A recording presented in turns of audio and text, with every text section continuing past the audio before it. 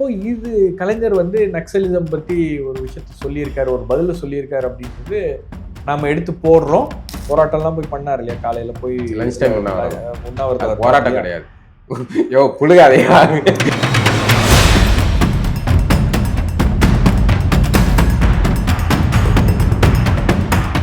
திடீர்னு அவர் சமாதிக்கு போயிட்டாரு அப்படின்னு தெளிவா சொல்லுங்க.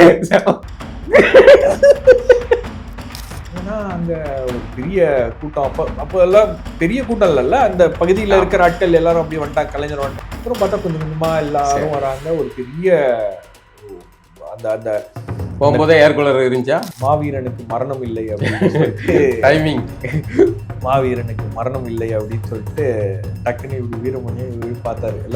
எல்லாரும் சிரிக்கிறாங்க. லைன்ஸ் மீடியாவுக்கு நீங்கள் அளித்து வரும் ஆதரவுக்கு மிக்க நன்றி. தொடர்ந்து எங்களுடன் இணைந்திருங்க. லைக் பண்ணுங்க, சப்ஸ்கிரைப் பண்ணுங்க, நண்பர்களுக்கு பகிருங்க. நாம் இணைந்து பயணிப்போம். கருணாநிதி அவர்கள்ட்ட வந்து நீங்க கேட்ட கேள்வி மறக்க முடியாத கேள்வி, அது ரொம்ப சுவாரஸ்யமான கேள்வி. அந்த மாதிரி எதுவும் கேள்வி இருக்கா?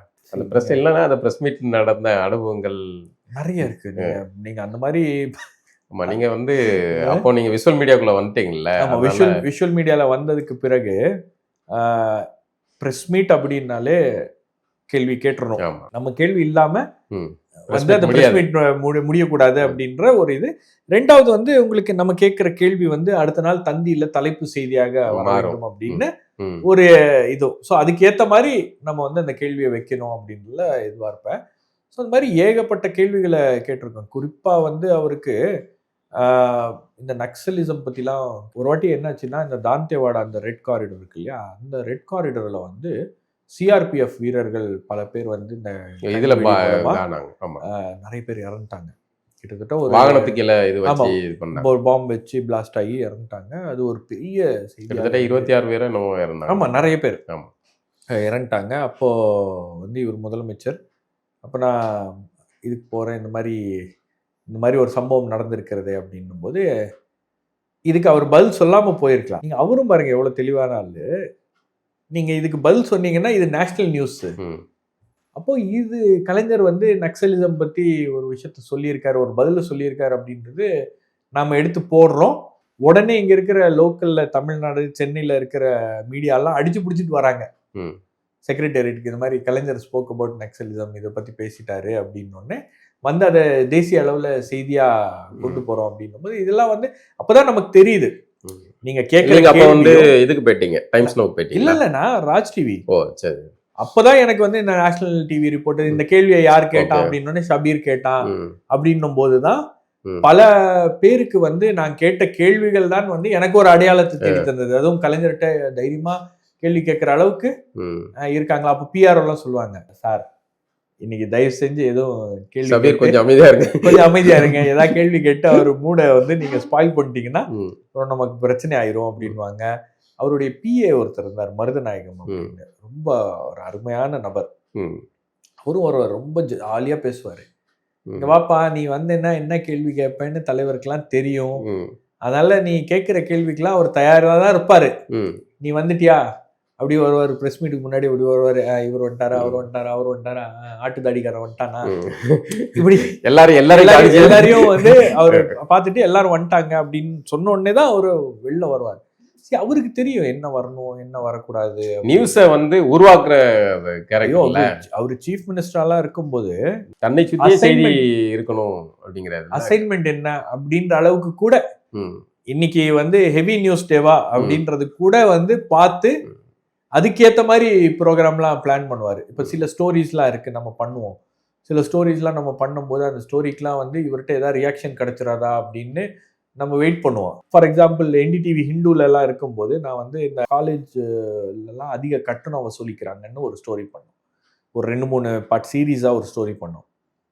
அதுக்கு வந்து நம்மகிட்ட ஏதாவது ஒரு பதில் வந்துடாதா அப்படின்னு நம்ம ட்ரை பண்ணுறோம். அண்ணா பல்கலைக்கழகம் பக்கத்தில் அந்த லைப்ரரி கட்டிட்டு இருக்காங்க, அண்ணா நூலகம். அதை பார்வையிடுறதுக்காக வரும்போது நான் வந்து ரிப்போர்ட்டர் அனுப்பிச்சி விட்டு ஒரு சண்டே வரும்போது இந்த மாதிரி அதிகமான ஃபீஸ்லாம் காலேஜில் கேட்குறாங்களே, இதுக்கு ஏதாச்சும் நீங்கள் வந்து சட்டம் கொண்டு வருவீங்களா அப்படி இப்படின்னு கேட்கும்போது அவருக்கு அதுக்கு ஒரு பதில் சொல்கிறார்.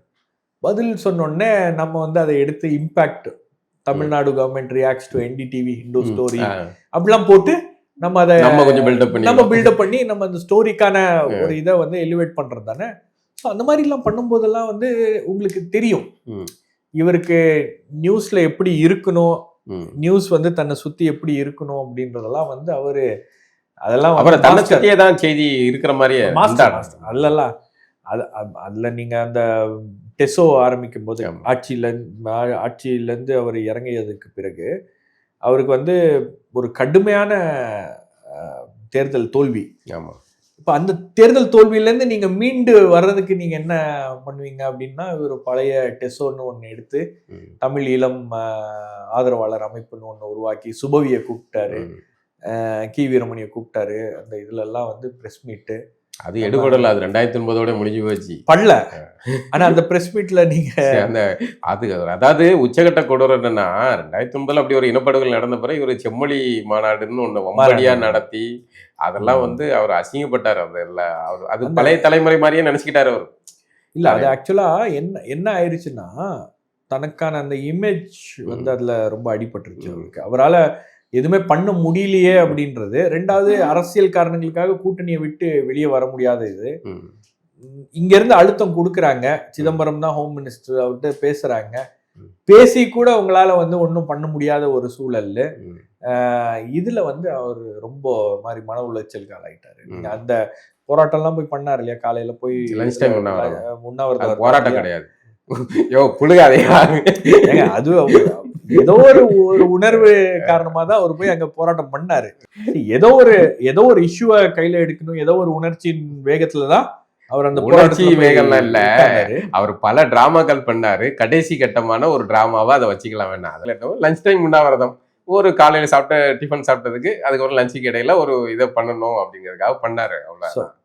அப்போ நான் எல்லாம் என்டிடிவில தான் இருக்கேன். கலைஞர் காலில் வாக்கிங் போவாரு அப்படின்றது எல்லாருக்கும் தெரியும். திடீர்னு அவர் சமாதிக்கு போயிட்டாரு அப்படின்னோடனே தெளிவா சொல்லு. இல்ல திடீர்னு அவர் அண்ணா சமாதிக்கு போய் உட்காந்துட்டாரு, போராட்டம் பண்ண போறாரு. மோசமான ஆளியா இந்த இது.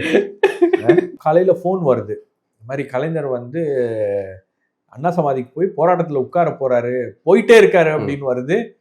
எல்லாம் நீங்க பதறி நீங்க எங்க வீட்டுல இருந்து அப்படியே எடுத்து ஒரு பக்கெட் தண்ணியை ஊத்திக்கிட்டு மாட்டிட்டு செருப்பு கிருப்புலாம் ஏதோ இருந்த செருப்பு பார்த்தது எல்லாத்தையும் எடுத்து போட்டு ஓடுறோம். போனா அங்க ஒரு பெரிய கூட்டம். அப்போ எல்லாம் பெரிய கூட்டம் இல்லைல்ல, அந்த பகுதியில இருக்கிற ஆட்கள் எல்லாரும் அப்படி வந்துட்டாங்க, கலைஞர் வந்துட்டாருன்னு. அப்புறம் பார்த்தா கொஞ்சம் கொஞ்சமா எல்லாரும் வராங்க. ஒரு பெரிய அந்த அந்த போகும்போதே ஏர் கூலர் இருந்துச்சா? இல்ல அதுக்கப்புறம் தான் கொண்டு வந்து வச்சாங்க அதெல்லாம். பட் அப்போ வெயிலின் தாக்கம் கூட கொஞ்சம் அதிகம். ரெண்டாவது உங்களுக்கு வந்து அந்த செட்டப்பே பாத்தீங்கன்னா ஒரு மாதிரி அது வந்து ஒரு விதமா ஒரு உணர்ச்சிகளை தூண்டும் விதமா தொண்டர்களுக்கெல்லாம் இருக்கு. பட் போராடுகின்றவர்கள் ஏன் அதை பண்றாங்க, கலைஞர் ஏன் அதை பண்றாரு அப்படின்றது அவரை சுத்தி இருக்கிறவங்களுக்கு தெரியுது. ஏதோ ஒரு நெருக்கடியை உண்டாக்கணும் அப்படின்றதுதான் அவருடைய எண்ணமாக இருக்கிறது. அதை ஒட்டி தான் அவர் அதை பண்றாரு. அதுக்கப்புறம் தான் சிதம்பரம் மற்றவர்கள்லாம் பேசி ஏதோ ஒரு உத்தரவாதம் கொடுத்ததன் பேர்ல தான் அவர் அந்த போராட்டத்தை வாபஸ் வாங்கினாரு. பட் வந்து ஈழ போராட்டத்துல நடந்த ஒரு டிராமாக்கள்ல அது ஒரு எபிசோடு, அவ்வளவுதான். அதுக்கு பெரிய முக்கியத்துவம் கொடுக்க முடியாதுன்னு நான் நினைக்கிறேன். உங்க கருத்து எனக்கு நான் நினைக்கிறேன்.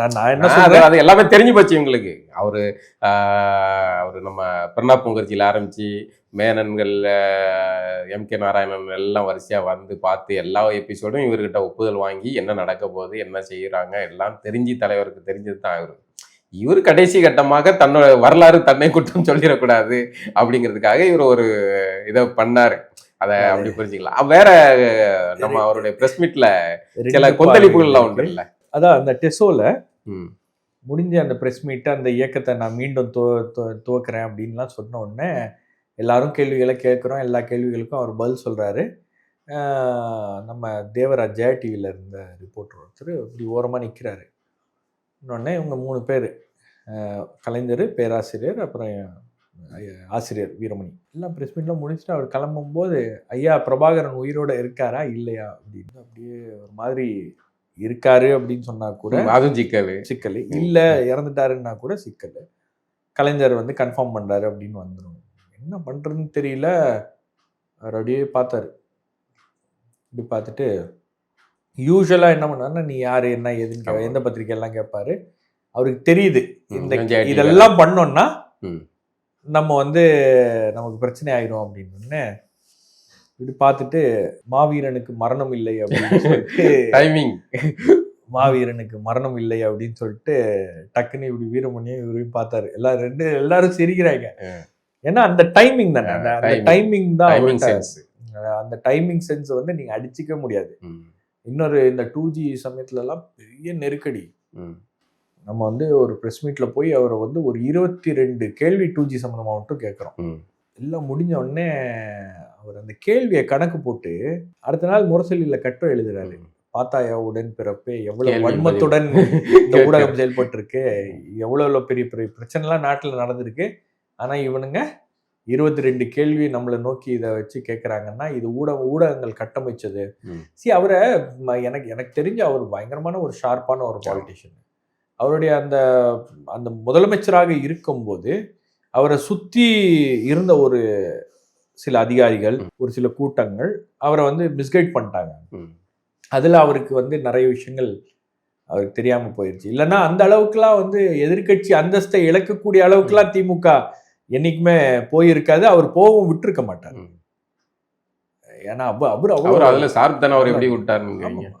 அவர் என்ன ஸ்டாலினா? இல்ல நீங்க யார் இப்ப நீங்க முதலமைச்சர் ஸ்டாலினை கூட நீங்க குறைச்சி மதிப்பிட முடியாது. அரசியல் ரீதியா பாத்தீங்கன்னா அவருக்கு என்ன பண்ணணும், அவருடைய சர்வைவல், அவரை தக்க வச்சுக்கிறதுக்கும் அரசியல் ரீதியாக என்ன பண்ணணும் அப்படின்றத அவர் தெளிவா பண்றாரு. அதுல எல்லாம் மாற்றுக்கிறது இல்லை. அதை மக்கள் ஏத்துக்கிறாங்களா இல்லையான்றதுதான். பட் இந்த விஷயத்துல உங்களுக்கு வந்து டெல்லியில நடக்கக்கூடிய விஷயங்கள் முறையாக அவர்கிட்ட வந்து கொண்டு வந்து சேர்க்கிறதோ, அவருக்கு அந்த முரசொலி மாறனுடைய மறைவு வந்து ஒரு பெரிய இழப்பு. ஏன்னா டெல்லியில உங்களுக்கு அவ்வளவு பெரிய பிரச்சனை நடந்துட்டு இருக்கு, இவ்வளவு பெரிய கொந்தளிப்பு டெல்லியில இருக்கு, இதெல்லாம் நடக்குது அப்படின்னும் போது இதெல்லாம் அவருக்கு முன்கூட்டியே தெரிஞ்சிருந்தா அதெல்லாம் அவாய்ட் பண்ணியிருப்பாரு. அவருக்கு அதெல்லாம் வந்து தெளிவா தெரியும். இல்ல ஓவரா அவருக்கு வந்து என்ன கலைஞர்ஜின்னு சொல்லி இந்த டீமை வந்து நல்லா உள்ளுக்குள்ள இறங்க விட்டாங்க. பூந்து விளையாண்டாங்க. விளையாண்ட பிறகு அதை வச்சே லாக் பண்ணி தானே வந்து மேல ரைடா கீழே ரைடு மேல பேச்சுவார்த்தையா அன்னாரிகளத்தில் நடக்கிற நிலையெல்லாம் நடந்துச்சு. நீங்க அவ்வளவு தெளிவான ஆள்லாம் கிடையாது. நீங்க ஒரு கேள்வியை கேட்கறீங்கன்னா நீங்க எதுக்கு அந்த கேள்வியை கேட்கறீங்க, உங்களுடைய உள்நோக்கம் என்ன அப்படிங்கிறத தெரிஞ்சுப்பாரு. இதுக்கு நான் பதில் சொன்னேன்னா என்னை இவன் எப்படி லாக் பண்ணுவான், இவன் எதுக்கு இவன் இந்த கேள்வி கேட்கறான் அப்படின்றதெல்லாம் வந்து ஒரு உச்சாரா பார்ப்பாரு. நீங்க அந்த மாதிரி ஒரு ஆளு கேள்விகள்லயே வந்து இவ்வளவு நுணுக்கமா புரிஞ்சுக்கிற, அரசியலை புரிஞ்சுக்கிற ஒரு நபர் அவரை சுத்தி ஒரு சதிவலை பின்னப்படுகிறது அப்படின்னும் போது அது அவர் தெரியாம இருந்திருக்காரு அப்படின்றது வந்து எனக்கு பெரிய ஆச்சரியம் தான். எப்படி அதை அவர் மிஸ் பண்ணாரு? எப்படி மகள வந்து சிறைக்கு அனுப்புற அளவுக்கு நிலைமை போகுது. ராசா ஊர்ல போறாரு, அதுவும் தீகாரில் கொண்டு போய் வச்சு இது பண்றாங்க. அதெல்லாம் விட்டுருக்க மாட்டார்ல. அவ்வளோ மோசமான நிலைமை போகுது அப்படின்னா அந்த அளவுக்கு விட்டுருக்க மாட்டார்ல. அந்த கிரைசிஸ் அவரால் வந்து முன்கூட்டியே அதை சரி பண்றதுக்கும் அதை ஹேண்டில் பண்றதுக்கும் அவருக்கு தெரிஞ்சிருக்கும். ஸோ இது அவருடைய கடைசி காலங்கள்ல இந்த செட்பேக்லாம் வந்து ஒரு பெரிய ஒரு விஷயம் நான் பார்த்த வரைக்கும். அவரு அந்த சமயத்துல ஸ்டாலின், அழகிரி அந்த பஞ்சாயத்துலாம் கூட ஓடிக்கிட்டு இருந்துச்சு. அப்போ ஒரு கேள்வியெல்லாம் கூட வந்து இதானார். அது எந்த இடம்னு தெரியல எனக்கு. நீதாண்டா கொலகாரன் அப்படிங்கிற இதெல்லாம் நடக்கும். இல்ல அது வந்து இதுல டெல்லியில நான் இல்ல ஜெயடிவி ஆண்டோ அங்க டெல்லிக்கு போயிருக்கும் போது அந்த அளவுக்குலாம் அவ்வளவு சீக்கிரம் உணர்ச்சி வசப்படும். இல்ல அவர் அப்படிலாம் பண்ண. சரி, நீங்க கேள்வி கேட்கறதுக்கும் ஒரு இது இருக்கு. நீங்க வந்து ஒருத்தரை வெறுப்பேத்துறதுக்காக நீங்க கேள்வி கேட்கலாம். இன்னொன்னு வந்து பதில் தேவைக்காக.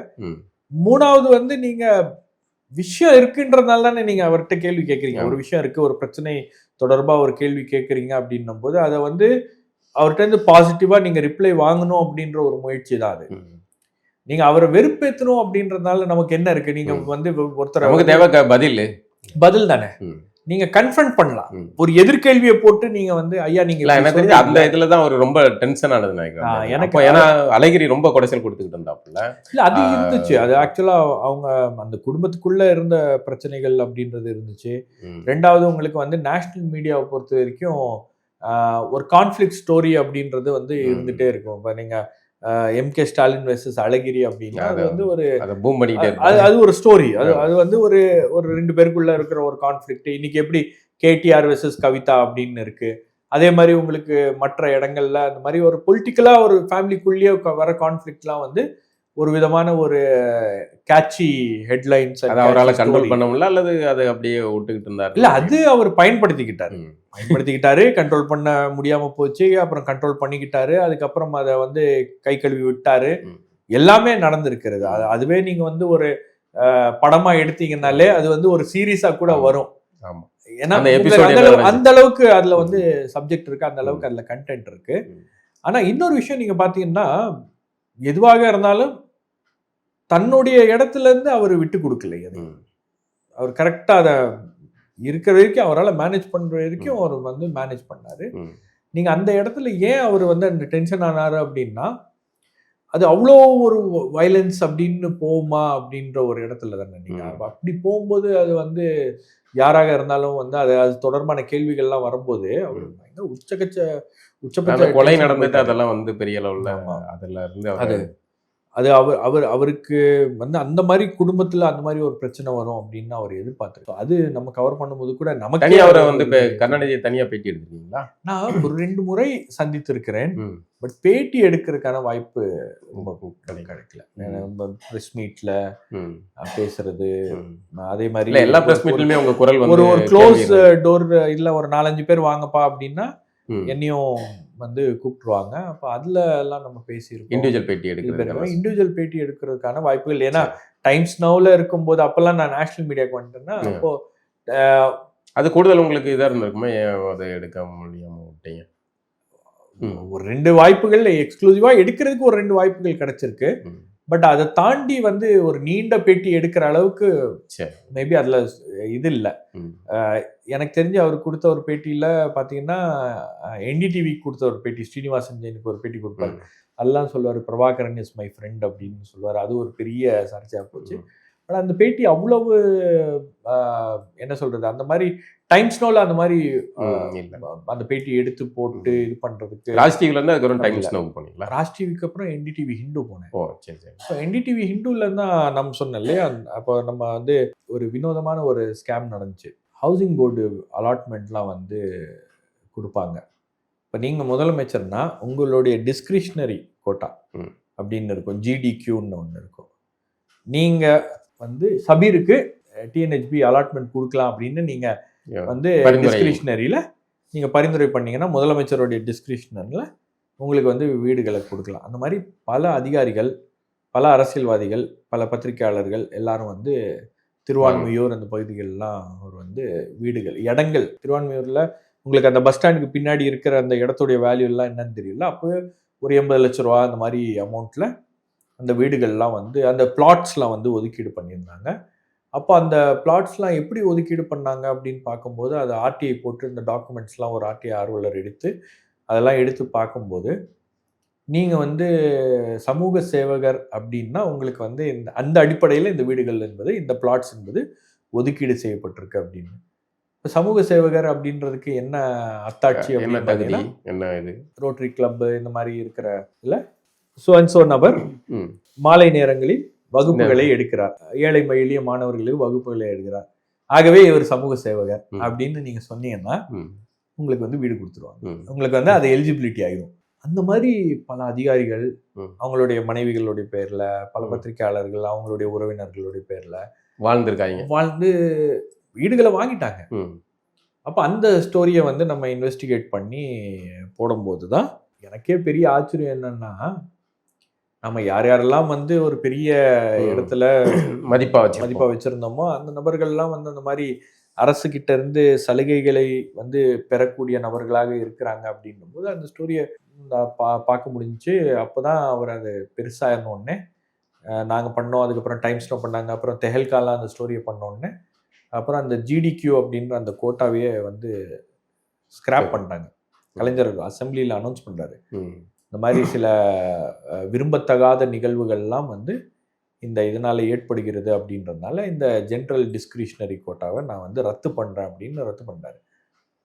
ஸோ அப்போத்துலேருந்து என் நண்பர்களும் கேட்பாங்க, நீ என்ன இவ்வளோ வருஷமாக பத்திரிகை துறையில் இருக்க, ஒரு வீடு நீ அக்ரிடேஷன் வந்து உனக்கு வந்து ஒரு கிட்டத்தட்ட எனக்கு தெரிஞ்சு ஒரு 18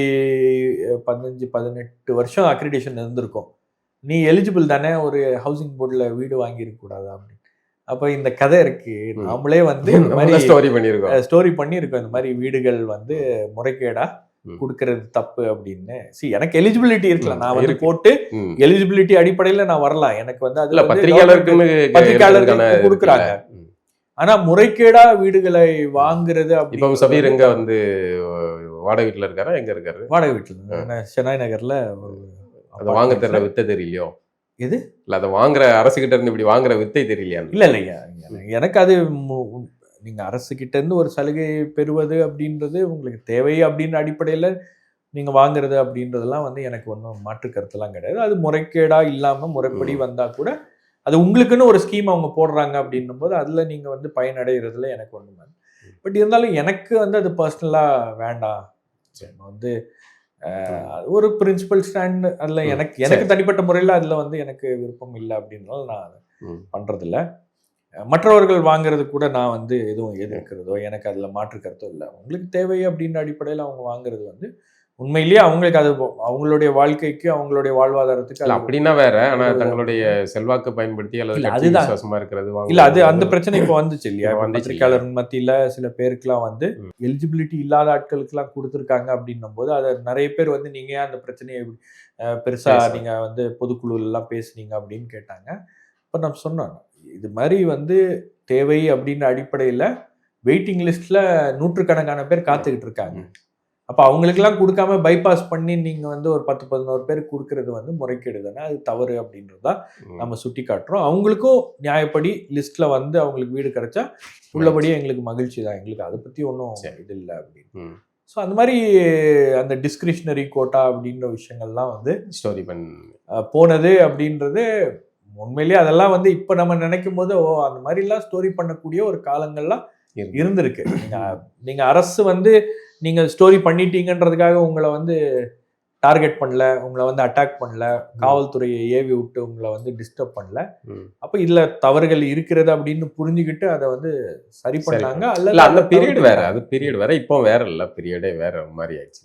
இல்ல இப்ப நீங்க அதுதானே அந்த மாதிரி ஒரு சூழல் வந்து உருவாகி விடக்கூடாது அப்படின்றதுலதான் ஆட்சியாளர்கள் வந்து தெளிவா இருக்கணும். ஏன்னா என்ன ஆச்சு அப்படின்னா, நீங்க அந்த மாதிரி வந்து விட்டீங்க அப்படின்னா அது இங்கதான் இப்படிதான் போய் முடியும். உங்களுக்கே தெரியாது உங்களை சுத்தி என்ன நடந்திருக்கு, என்ன வலைகள் பின்னப்பட்டிருக்கு, எப்படிப்பட்ட சதிகள் பின்னப்பட்டிருக்கு அப்படின்னு உங்களுக்கு தெரியாது. நீங்க அதிகாரிகள் வந்து இன்னைக்கு உங்களுக்கு வேலை செய்வான், ஆட்சியில் இருக்கும்போது நாளைக்கு வேலை செய்வான், அவ்வளவுதான். அதுதான் அதிகாரிகளுடைய இது. ஆங்கில ஊடகத்துக்கு எப்படி போனீங்க ராஜில இருந்து? சரி, அதுக்கப்புறம் நான் டைம்ஸ் நோல நீண்ட காலம் இருந்தேன். என்டிடிவி ஹிந்து. ஆமா, என்டிடிவி ஹிந்து. அது தமிழ்ல தானே பண்ணாங்க? இல்ல என்டிடிவி ஹிந்து தமிழ்லயும் இருந்துச்சு, அதுக்கப்புறம் இங்கிலீஷ்ல இருந்துச்சு. நான் இங்கிலீஷ்ல இருந்தேன். அதுக்கப்புறம் இந்தியா டுடேல சிறிது காலம் வந்து ஒரு 3 ஆண்டுகள் இந்தியா டுடேல இருந்தேன். இந்தியா டுடே பத்திரிகையிலயா டிவில? பத்திரிகையில இருக்கு. பத்திரிகை டிவிலாம் ஒரே ஆஃபீஸ் தான். இப்பதான் அதெல்லாம் க்ளோஸ் பண்ணிட்டாங்கல்ல. டிவில இருந்தேன். டிவியில் இருக்கும்போது தான் எனக்கு அந்த கஸ்டோடியல் வயலன்ஸ், இந்த என்கவுண்டர், இந்த சம்பந்தமான ஸ்டோரிகள்லாம் வந்து நிறைய பண்ணுவதற்கான வாய்ப்புகள் அப்படின்றது கிடைச்சு. அதுக்கப்புறம் டைம்ஸ் நோவில் தான் நீண்ட காலம் 9 ஆண்டுகள் டைம்ஸ் நோவில் இருந்தேன். பல ஸ்டோரிஸை பிரேக் பண்ணியிருக்கோம், பல விஷயங்களை விவாதத்துக்குள்ள கொண்டு வந்திருக்கோம், பல விஷயங்களை வந்து எக்ஸ்போஸ் பண்ணியிருக்கோம். இது எல்லாமே வந்து எனக்கு தெரிஞ்சு டைம்ஸ் நோவில் உங்களுக்கு ஒரு நல்ல ஸ்பேஸ் டைம்ஸ் நோவில் இருந்துச்சு. ஏன்னா அர்ணப் இருக்கும்போது உங்களுக்கு அப்போ வந்து 2014க்கு பிறகுதான், 2014 தான் உங்களுக்கு வந்து ஆட்சி மாற்றம் ஏற்படுது சென்ட்ரல்ல. பட் அதுக்கு முன்னாடி வரைக்கும் வந்து உங்களுக்கு இந்த ஆன்டி கவர்மெண்ட் ஸ்டோரிஸ் இதெல்லாம் பண்ண முடிஞ்சிச்சு. 2014க்கு பிறகு தமிழ்நாடு அவ்வளோ பெருசாக ஃபோக்கஸ் இல்லை. தமிழ்நாட்டில் எந்த ஸ்டோரி வந்தாலும் நேஷ்னலாக போயிடும். எப்போ அவங்களுக்கு வந்து தமிழ்நாடு ஃபோக்கஸ் ஆயிடுச்சு அப்படின்னு பார்த்தீங்கன்னா, அரசியல் ரீதியாக மற்ற மாநிலங்கள்லாம் பாஜக வந்து ஓரளவுக்கு தங்களுடைய கட்டுப்பாட்டுக்குள் கொண்டு வந்ததுக்கு பிறகு தமிழ்நாடு, வெஸ்ட் பெங்கால், கேரளா இந்த மாநிலங்கள்லாம் கொண்டு வரணும் அப்படின்னோடனே அவன் என்ன சொல்கிறான், ஆன்டி தமிழ்நாடு ஸ்டோரிஸ் கொடுங்க, ஆன்டி டிஎம்கே ஸ்டோரிஸ் கொடுங்க, ஆன்டி ஏடிஎம்கே ஸ்டோரிஸ் கொடுங்க அப்படின்னு அந்த மாதிரியான சிக்கல்களை உருவாக்க ஆரம்பிச்ச உடனே தான் நமக்கு வந்து அது நெருடலா இருக்கு. நீங்க இவ்வளவு நாள் அரசியல்வாதிகளை கேள்வி கேட்டு பழகிட்டீங்க, அரசியல்வாதிகள் செய்கின்ற தவறுகளை சுட்டி காட்டுறீங்க. அதுக்கப்புறம் பார்த்தீங்கன்னா திடீரென்று அரசியல்வாதிகளுடைய அரசியல் அஜெண்டாவுக்கு துணை போகும் வகையில நீங்க ஸ்டோரிஸை கொடுங்க அப்படின்னா அது எப்படி கொடுக்க முடியும் அப்படின்றது ஒரு கேள்வி இருக்குல்ல. நீங்க வந்து மத மோதல்களை தவிர்க்கணும் அப்படின்றது முதல் ஒரு பத்திரிகையாளனுடைய கடமை. இரண்டு தரப்பினரிடையே மோதல் உருவாகி விடக்கூடாது, சுமூகமான ஒரு சூழல் இருக்கணும் அப்படின்றது. உங்களுக்கு ஒரு தகவல் தெரிஞ்சிருக்கலாங்க, அந்த தகவலை நீங்க போட்டீங்கன்னா ஒரு பெரிய பிரச்சனை வரும், ஒரு சமூகத்துல வந்து ஒரு பெரிய அண்டர்ஸ்டாண்டிங் வரும் அப்படின்னா அதை தவிர்ப்பீங்கல்ல. அதேதான் வந்து ஒரு பத்திரிகையாளனுடைய பணி. இப்ப இந்தியாவுல என்ன ஆயிருச்சு அப்படின்னு பாத்தீங்கன்னா, இரண்டு தரப்புக்கும் பிரச்சனை இருக்கு அப்படின்னா பத்திரிகையாளர்கள் போய் ஒரு தரப்புடைய செய்திகளை எடுத்து போட்டு இன்னொரு தரப்பை டீமனைஸ் பண்றதுக்கும் இன்னொரு தரப்பை வில்லன்களாக சித்தரிக்கக்கூடிய ஒரு நடவடிக்கை அப்படின்றது நடக்குது.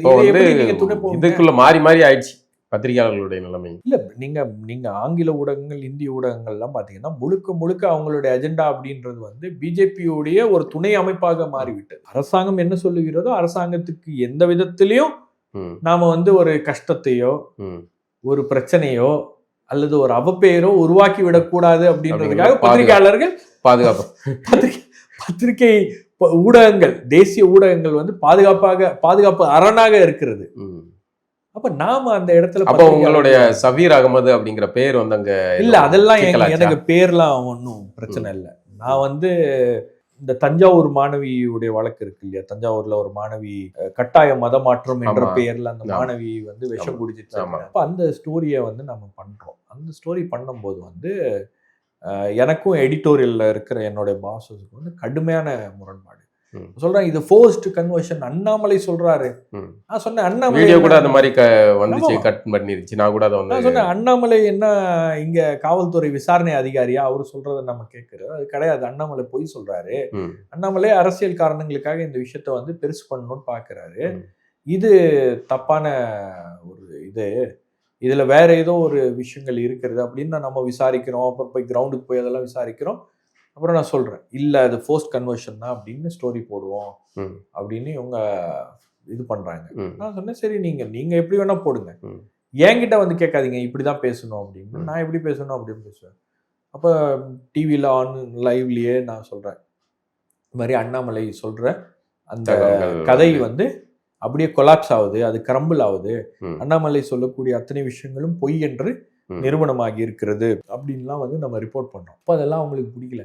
ஏப்பா என்னப்பா ஒரு சேனல் ஒரு ஸ்டாண்ட் எடுத்துட்டு பண்ணாங்க, நீங்க ஏன் இந்த ஸ்டாண்ட் எடுக்கிறீங்க அப்படின்னா, சேனல் என்ன வேணா ஸ்டாண்ட் எடுக்கட்டும், ஒரு ரிப்போர்ட்டர் என்ன ஸ்டாண்ட் எடுக்கணும்ன்றது சேனல் எப்படி சொல்லும் அப்படின்னு ஒரு சின்ன கான்ஃபிளிக்ட் போயிட்டே இருக்கு. அந்த ஸ்டோரி அதுக்கப்புறம் வந்து அதுதான் வந்து நமக்கு தெரியுது மாறுது. அதுக்கப்புறம் கூட நான் வந்து எனக்கு வந்து பெரிய நெருக்கடிகள்லாம் கிடையாது. நான் வந்து அந்த சேனல்ல கண்டினியூ பண்ணணும்னா இன்னைக்கு தேதி வரைக்கும் நான் வந்து கண்டினியூ பண்ணிருக்கலாம். ஆனா நாம வந்து நமக்கு ஒரு பணி திருப்தி இல்ல, பணி திருப்தியை தாண்டி நீங்க மனசாட்சிக்கு விரோதமா எப்படி ரிப்போர்ட் பண்ணுவீங்க? பணி திருப்தி எல்லாம் ரெண்டாவதுங்க, முதல்ல உங்க மனசாட்சி தானே. நீங்க வீட்டுக்கு போகும்போது நீங்க வந்து வேலை செஞ்சிருக்கோம் மகிழ்ச்சியா இருக்கு, வேலை செஞ்சிருக்கோம் மகிழ்ச்சியா இருக்கு, நீங்க எந்த தப்பும் பண்ணல, யாருடைய குடியையும் கெடுக்கல, ரெண்டாவது யாருடைய இரண்டு சமூகத்தின் மக்கள் மத்தியில ஒரு வெறுப்புணர்வை உண்டாக்கல அப்படின்ற அடிப்படையில உங்களுக்கு வந்து ஒரு இது இருந்துச்சுன்னா அதுதான் உங்களுக்கு திருப்தி. நீங்க அதுக்கப்புறம் தான் வந்து பணிச்சுமை, பணி பாதுகாப்பு, நம்ம செய்திருக்கக்கூடிய பணி சரியா தவறா அப்படின்றது பர்சனலா சொல்றேன் நான்.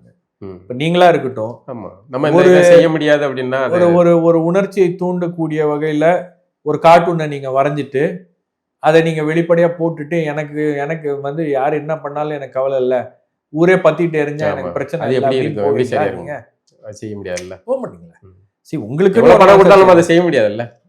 யாரா இருந்தாலும் நீங்க வந்து ஒரு தவறே செய்கின்ற ஒரு நபர், அவருடைய வேலையே தவறு தான் செய்கிறாரு அப்படின்னா அவருக்குன்னு ஏதாவது ஒரு இடத்துல வந்து அவர் நியாயம் அப்படின்னு பட்டா வந்து அதை செய்யாம போவாரு அப்படின்ற ஒரு இதெல்லாம் இருக்கும். அப்ப நம்ம வந்து பத்திரிகையில இருக்கோம், இவ்வளவு ஆண்டு காலம் வந்து நாம வந்து சில விஷயங்களை நாம வந்து பண்ணவே கூடாது அப்படின்னு. இப்போ ஒண்ணு, இரண்டு சமூக மக்கள் மத்தியில பிரிவினை ஏற்படுத்துவது, இரண்டு சமூகங்களிடையே நீங்க வந்து வேண்டுமென்றே ஒரு பகைமையை வளர்ப்பது, இது எல்லாமே நம்ம வந்து பண்ணக்கூடாது.